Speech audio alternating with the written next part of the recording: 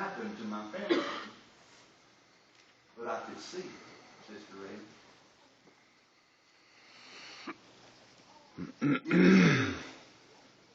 Sometimes, brothers and sisters, a determinate choice that we make, whether we will worship or not. But I want now to take this to the realm of Bethlehem for just a minute, if you will. Through generations, from Adam and Eve at Genesis 3:15, the serpent, all of God's creation, Romans tells us that the whole of creation, not just mankind, groans and travails under the burden and the weight of sin. You see, whenever Adam fell, it infested the whole of God's order here. Everything that we see and know has been tainted with sin. And ever since that scene in the garden, just before they were expelled, when God told Satan about that one who was coming, who would crush his head, but that he would bruise that one's heel. Through all of the generations forward, there was a growing sense of anticipation, a growing sense of longing for that one who would come to make right the chaos that had been brought into the world, the disorder. And brothers and sisters, that chaos and disorder was of a cosmic proportion. It infected everything. But the worst thing it did was it brought death to the human race. The very ones made in the image of God can no longer do that which they were created to do, glorify God. As time progressed, and we move further and further along,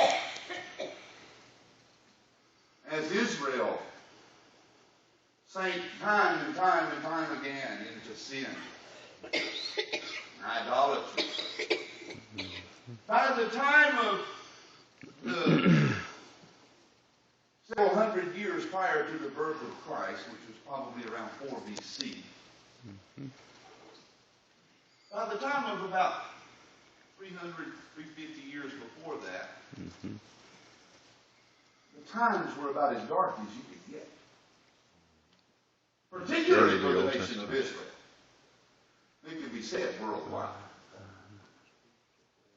But brothers and sisters, at the closing of what we now know as the Old Testament, Alexander the Great, with the last word of the book of Malachi, God stopped his mouth, as it were. Lest I come to smite the earth with a curse. And whereas for all of these hundreds of years from Adam forward, the nation of Israel in particular had been rather accustomed to being encouraged in the Lord, to having his prophets to give them an encouraging word or a word of admonishment, if you will. Blessings and curses. But for 400 or so years after Malachi, nothing. Can you imagine a night darker than that? And then if you read the history of the Jewish nation in that period, of course they were under bondage, and then the Maccabean rebellion, and Antiochus Epiphanes, what he did in the temple, he desecrated the altar, slaughtered a pig, sacrificed a filthy pig on the altar of God in the temple. It doesn't get any more filthy than that to a Jew. True. And then by the time of the coming Christ, Bethlehem, a race of people who had every reason, really, to be looking up with great anticipation were slumbering. The sleep of death, David calls it in Psalm 13. In a spiritual sense, you could look at it that way. It seemed as if the whole world, brothers and sisters, had just simply forgotten to live. The greatest event recorded in all of history occurred, and nearly everyone in this world missed it. Have you ever thought of that? Several kings missed, got it, but one wanted to kill them. Greatest single thing to happen to the human race since breath was first given to Adam. And all but a handful spent life. All but a handful A few monarchs got it. turned a blind eye. A few monarchs got it, and one of them wanted to kill him. Had no interest. Furthermore, what interest they could muster was of an evil sort. Herod. The only ones that heralded his coming, of an earthly sort anyway, of course we had the angels. But those angels brought a message to some shepherds. And those shepherds saw it. Because they had seen the light. They had their darkness broken in upon, if you will. Their slumber interrupted, if you will. The darkness of the night burst forth with the glorious news. Unto you a child is born. Amen. Unto you a Savior is given. Come with me to Isaiah 60.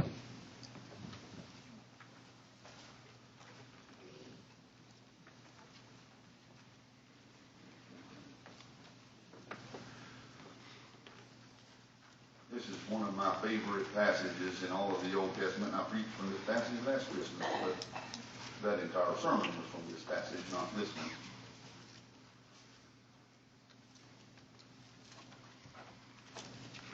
There is a command in the opening verse of Isaiah 60.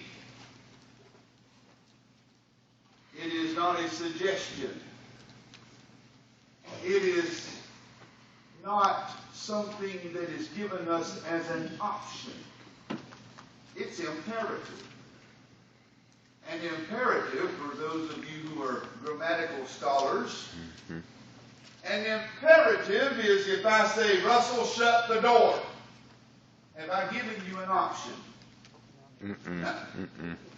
I've told you what I expect, and that's what you're to do. If I'm in a position of authority over you, That's an exclamation point. God Almighty, however, Exclamation. has every right to issue a command in the absolute imperative and expect it to be followed. Exclamation point with an infinity. Arise! Shine! Exclamation with infinity. For your light is come. Exclamation point with an infinity. Do you see anything in there, Christian, that gives you an option of the slumber of sleep?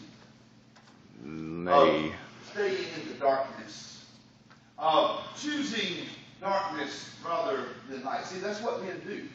That's what unregenerate men do. John 3. The light came into the world,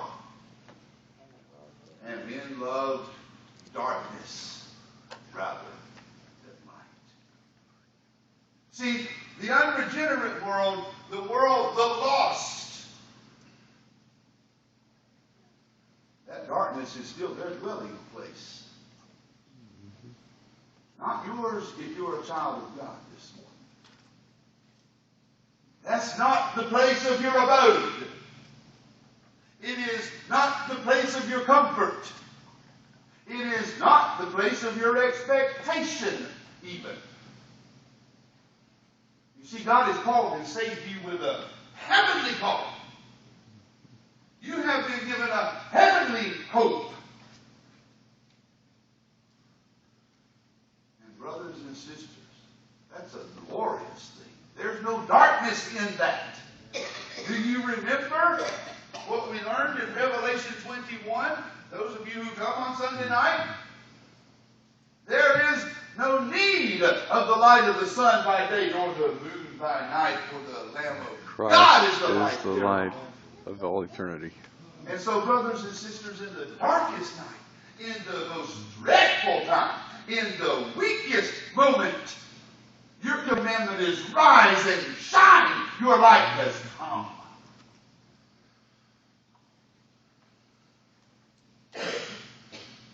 The glory of the Lord is risen upon you. There is more to contemplate in that one statement than I could tell you if I stood here from now till I draw my last breath, however long that is. The glory of the Lord is risen upon thee. Yes, this is speaking to the nation of Israel and their anticipation of the coming Messiah. That's still sometime in the future for them. But brothers and sisters, it is also very much a very real statement for each and every one of us in here this morning, who is a child of the King. The glory of the Lord is risen upon thee. Have you ever considered how precious you are to God? I have a sermon that Brother Roland Waters, I'm going to copy it for y'all and put it in the foyer where you can get it. He preached it not too terribly long ago. He preached it at the Salem Primitive Baptist Church. Brother Thomas gave it to me.